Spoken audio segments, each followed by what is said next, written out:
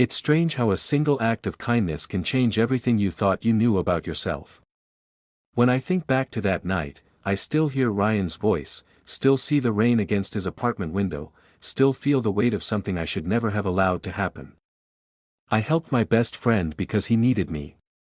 But what followed still haunts me. Ryan Carter and I had been friends for almost 12 years, since college. Back then, he was the kind of person who filled a room without meaning to, confident, generous, occasionally reckless, but magnetic in a way that made people orbit around him. I was quieter, drawn to stillness, to listening more than speaking. Somehow, that difference made us fit. I became the friend he could call at 2 in the morning when the world felt heavy, and he became the one person who could make me forget my own solitude. When Ryan married Liam, I remember smiling through the ceremony, telling him he'd found someone extraordinary. Liam was everything Ryan needed: steady, ambitious, the kind of man who built his life around plans. But I remember, too, the faint flicker of envy I felt watching them exchange vows. It wasn't envy for Liam himself, but for the part of Ryan that would no longer belong to me in the same way. I buried that feeling. It wasn't love, I told myself. It was loyalty. Friendship. Familiarity. 3 years later, on an ordinary Thursday, Ryan called. His voice was smaller than I'd ever heard it. "Ethan, are you free tonight?" he asked. "I just need someone around." There was something in his tone that unsettled me, a hollow space between his words. I agreed before I thought twice. When I reached his apartment, the air felt different, quiet in the wrong way. He was sitting on the couch in sweatpants, hair disheveled, a half-empty glass of wine beside him. The living room lights were dim, and the faint sound of rain filled the silence. "Liam's away again?" I asked carefully. He nodded. "Work trip? Or maybe an escape? I don't even know anymore." I took the seat opposite him. "You two were doing better, weren't you?" Ryan exhaled, slow and tired. "That's what I keep telling everyone. Maybe even myself. But the truth is," he hesitated, eyes dropping to the floor. "It feels like we're strangers living under the same roof. I try to reach him, but he's always somewhere else. I don't even remember the last time he looked at me and actually saw me." The confession hit me harder than I expected. I'd known Ryan as a man who could weather anything: heartbreak, failure, loss, but I'd never heard that kind of loneliness in his voice. "I'm sorry," I said quietly. "That sounds," he cut me off with a half-smile. "Don't say it's okay. It's not. I just didn't know who else to call." We talked for hours. About his marriage, about the way routine had turned into silence, and about how he felt invisible in his own home. Somewhere between the laughter that didn't quite reach his eyes and the pauses that lasted too long, I began to see him differently, not as the confident man I'd always known, but as someone fragile, trying to hold himself together. When the clock struck midnight, the storm outside had grown fierce. Lightning flickered across the windows, and thunder rolled in long, distant waves. Ryan stood and walked toward the balcony, staring out at the city lights. "Do you ever wonder," he said, his voice nearly drowned by the rain, "if we end up with the wrong people because it's easier than being alone?" I didn't know how to answer. My throat felt tight. "Sometimes," I admitted. He turned to me, eyes glistening in the dim light. "You've never said much about your relationships." I gave a small, nervous laugh. "There's not much to say. I guess I've always been better at being the person who listens than the one who's listened to." Ryan's expression softened. "You deserve more than that, Ethan." It was a simple sentence, but something about the way he said it made me look away. The air between us shifted, unspoken, heavier than before. I tried to push the feeling aside. I told myself he was vulnerable, hurting, reaching out for comfort. And yet, deep down, I felt something inside me answering that need in ways I couldn't justify. He poured another glass of wine and handed it to me. Our fingers brushed, and it startled me how warm his hand felt. Too real. Too close. I cleared my throat, searching for safer ground. You'll figure things out with Liam, I said, forcing steadiness into my tone. You always do. Ryan laughed quietly, but it wasn't the sound I remembered. You still believe I can fix everything? I have to, I replied. Someone has to. He looked at me for a long time then, studying me as though he were trying to read something hidden behind my calm. You've always been there for me, he said. I don't think I've ever told you how much that means. You don't have to, I said softly. I know. But I wasn't sure I did anymore. There was something dangerous about that gratitude, something that stirred a longing I didn't want to name. The hours slipped by. The storm began to fade, leaving a restless silence in its wake. Ryan leaned back on the couch, his voice barely a whisper. I don't know who I am without him, Ethan. But I don't know who I am with him, either. I didn't respond right away. There were no right words for that kind of ache.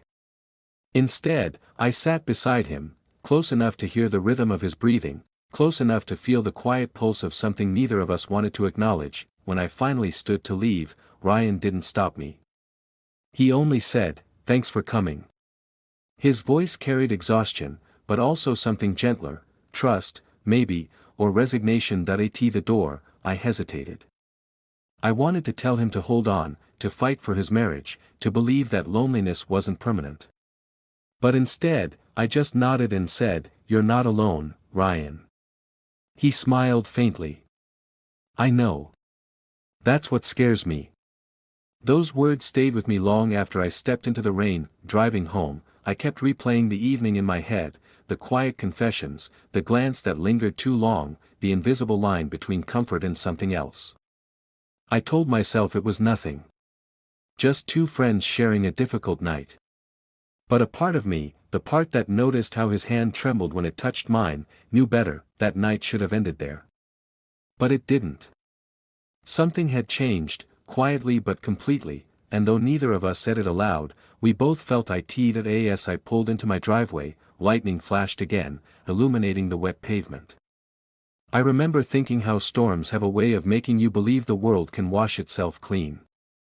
But some storms, I would learn, only leave behind the things you were trying to forget, and that was the beginning of everything that would follow.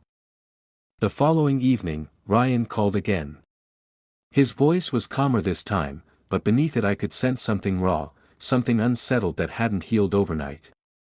Could you come over for a bit? He asked. I just don't want to be alone tonight. For a moment, I hesitated. A part of me knew the air between us had changed. Still, I said yes. Maybe I wanted to believe I was strong enough to face that shift without consequence. When I arrived, the apartment was dimly lit, the storm replaced by a soft drizzle tapping against the windows. The scent of freshly brewed coffee filled the room, a poor disguise for the lingering tension that hung in the air. Ryan was in the kitchen, sleeves rolled up, eyes heavy with exhaustion. Couldn't sleep? I asked. He gave a faint laugh. Barely. I kept thinking about last night. I didn't say anything wrong, did I? Of course not, I said, though the question itself carried too much weight. You were just being honest. He leaned against the counter, studying me. You're the only person I can be honest with anymore. The statement hit me harder than it should have. I busied myself with my cup, pretending I didn't feel the pull behind those words. I told myself this was what friends did: show up, listen, keep boundaries. But I could already feel the edge of something more, creeping quietly into the spaces between our sentences. That we moved to the living room. Ryan talked about his marriage again, but this time his voice held less anger and more resignation. I don't even recognize who we are anymore, he said. Liam used to make me feel grounded. Now I feel invisible. Maybe he's just distracted, I suggested, though the words felt hollow. Work, stress, it's not that, Ryan interrupted softly. It's me. I've changed. I'm not who he married. He stared down at his hands, the knuckles pale from tension. I wanted to reach out, to offer comfort, but something stopped me. I'd seen how easily sympathy could turn into something else. Ryan, I said carefully, you're allowed to change. That's what people do. Maybe Liam just doesn't know how to meet you where you are right now. Ryan looked up, eyes tired but searching. And what if no one does? His question lingered in the air, fragile and dangerous. I didn't answer. Instead, I turned my gaze toward the rain outside, hoping silence would say enough. Time passed slowly after that. We sat close, the only sound the faint hum of the city below. I could feel the warmth radiating from his shoulder, the steady rhythm of his breathing. It was a kind of intimacy that didn't need words, and that made it far more dangerous. At one point, Ryan stood to put on music. The soft crackle of an old jazz record filled the room, low and haunting. He poured 2 more cups of coffee, then sat back down beside me, closer than before. You always know how to make things feel normal, he said. That I smiled weakly. I think that's my problem. I make things too easy for people. He tilted his head. That's not a problem. That's who you are. There was something in his tone that made my chest tighten. I met his gaze, and for the first time, neither of us looked away. It wasn't a romantic moment, at least not in the traditional sense. It was quieter than that, deeper, like 2 people teetering on the edge of a truth they didn't want to admit. Ryan reached out then, fingers brushing the back of my hand. The touch was light, almost hesitant. I didn't pull away.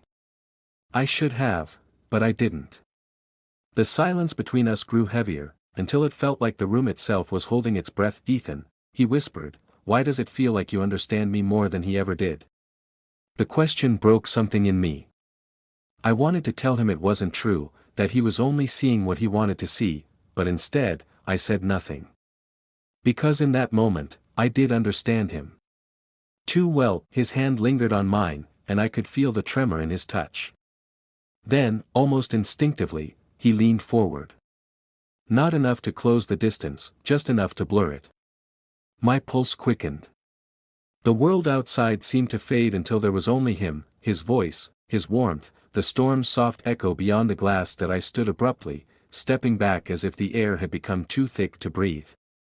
Ryan, we can't. He looked up, startled, then ashamed. I know, he said quietly. I'm sorry. I shouldn't have. It's okay, I interrupted, my voice unsteady. You're just going through a lot. He nodded, eyes lowered, and the silence that followed was unbearable. Minutes passed before he spoke again. I didn't mean to make things weird. You didn't, I lied. We're fine. But we weren't fine. Something irreversible had shifted. I could feel it in the way his eyes avoided mine, in the way my heart refused to slow down. The safety of our friendship had cracked open, and what spilled through that fracture was something neither of us could name without breaking everything else. When Ryan's phone began to vibrate on the coffee table, the sound made both of us flinch. I glanced at the screen. Liam. The name glowed like a warning. Ryan didn't move to answer. He just stared at it, the muscles in his jaw tightening. The ringing stopped, but the silence it left behind was worse. That he exhaled shakily. I can't talk to him right now. I nodded, unsure of what to say. The guilt in his voice, the pain in his eyes, it all tangled with something selfish inside me. Part of me wanted to tell him to call, to fix things. Another part wanted him to stay in this moment, here, where I could still be the one he turned to. He stood then, walking toward the window. You should probably go, he said after a long pause. His tone was calm, but his eyes betrayed the storm behind it. Ryan, please, he said softly. I just need a little time to think. I hesitated, wanting to say something that could undo what had just happened. But there were no words that could make it right. So I nodded, grabbed my coat, and headed for the door. Just as I opened it, he said my name. I turned, and for a moment, we simply looked at each other. Whatever we had been before, friends, brothers, something safe, it wasn't that anymore. I'm sorry, he said again, almost a whisper. That I gave a small nod. Me too. Then I left, closing the door behind me. Outside, the rain had stopped, but the air was thick with the scent of it, clean, heavy, impossible to ignore. I stood in the hallway for a long time, my reflection dimly visible in the elevator's metal door. That's when I realized something I hadn't wanted to face. What happened between Ryan and me hadn't been an accident of circumstance. It had been waiting, quietly, patiently, for the right moment to reveal itself, and now that it had, there was no turning back. For a week, I didn't hear from Ryan. Not a message, not a call, not even a stray notification that might have carried his name. Each day without him felt like a silent accusation, a reminder that some lines, once crossed, can't be redrawn. At work, I went through the motions, meetings, reports, polite laughter that felt rehearsed. But every quiet moment returned me to that night, to the look in Ryan's eyes when I left. I told myself I'd done the right thing by walking away. Yet part of me still waited, still checked my phone with a quiet hope I couldn't admit. The message came on a Tuesday afternoon. It was short. "Can we talk?" I stared at it for a long time before replying. "When?" "Tonight. Same place." The apartment was darker than I remembered when I arrived. Ryan looked different too, exhausted, pale, a man pulled between choices that offered no peace. He poured us both water instead of wine this time, and that alone told me everything had changed. "I told Liam," he said finally, his voice almost too soft to hear. The words settled between us like shards of glass. "You told him about that night?" I asked. Ryan nodded slowly. "Not everything. But enough." He knew something was wrong even before I said it. "What did he say?" "He didn't yell. Didn't accuse. He just looked at me. Like he was seeing a stranger. He laughed bitterly. Maybe he was." I wanted to comfort him, to tell him that honesty mattered, that maybe this was a step toward rebuilding. But deep down, I knew this wasn't a rebuilding moment, it was a breaking one. "Do you hate me for it?" he asked. "No," I said truthfully. "But I hate that it happened. I hate that it had to mean something." Ryan looked up, eyes weary but searching. "It did mean something, Ethan. That's what makes it worse." The confession hit like a weight pressing on my chest. I had spent the past week trying to convince myself it had been a moment of weakness, a brief fracture in our friendship. But hearing him say it aloud turned that fracture into something permanent. "I can't undo it," he continued. "I wish I could, but every time I close my eyes, I see it. You. That night. The rain. Ryan," he cut me off. "Liam's moving out." The silence that followed was suffocating. I felt guilt, relief, and something I didn't want to name, something dangerously close to longing. "I didn't mean for any of this," I said, my voice barely steady. "I know." He rubbed his face with both hands. "Neither did I." We sat there for a long time without speaking. The city lights outside flickered across his features, catching the strain in his expression. "Finally," he said, "maybe we shouldn't see each other for a while." It was the right decision. I knew it even before he said it. But hearing it still felt like a blow. "If that's what you need," I said quietly. He gave a small nod, his jaw tightening. "I think it's what we both need." I wanted to protest, to tell him that losing his friendship would feel like losing a part of myself. But I also knew the truth, the friendship we'd had no longer existed. What stood in its place was something unsteady, fragile, and too easily mistaken for love. When I left that night, I didn't look back. I told myself that distance was mercy, that by staying away, I was giving him room to heal. But the human heart doesn't understand mercy. It only understands absence. Months passed. The calls stopped, the texts faded, and life moved on, or pretended to. I heard from a mutual friend that Liam had taken a job in another city. Ryan stayed behind, still in the same apartment, still avoiding the people who knew too much. I thought about reaching out 100 times, maybe more. I drafted messages I never sent, each one shorter than the last until they became nothing at all. Sometimes, late at night, I'd drive past his street and wonder if his lights were on. I never stopped the car. I just watched the building fade into the rearview mirror, like a chapter one was too afraid to close. It was Clara, my coworker, who finally asked what was wrong. You've been somewhere else lately, she said gently. Who did you lose? Her question startled me. I hadn't realized it showed that clearly. A friend, I answered after a pause. Someone I thought I'd always have. She studied me for a moment, then said, sometimes the people who change us the most aren't meant to stay. Her words lingered long after she walked away. A few weeks later, I saw Ryan again, by chance, in a small cafe downtown. He looked better, calmer, almost lighter.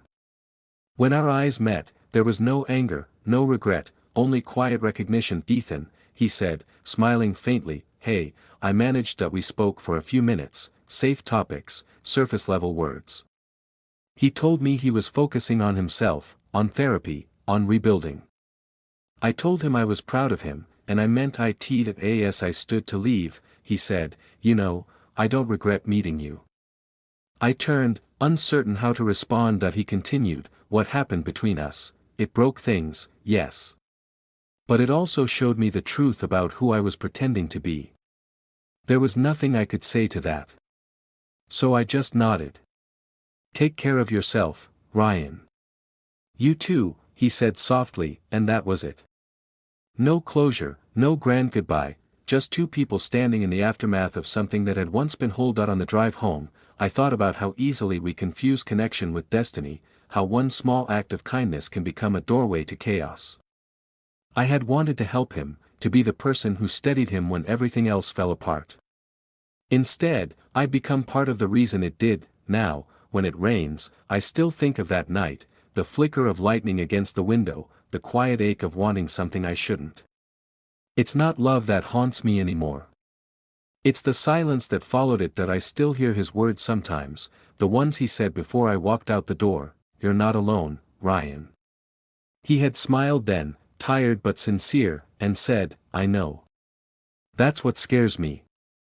I understand that fear now. Because being seen, truly seen, can change you forever, even when it comes at the wrong time, with the wrong person, under the wrong kind of light. That I helped my best friend once. I thought it was an act of compassion.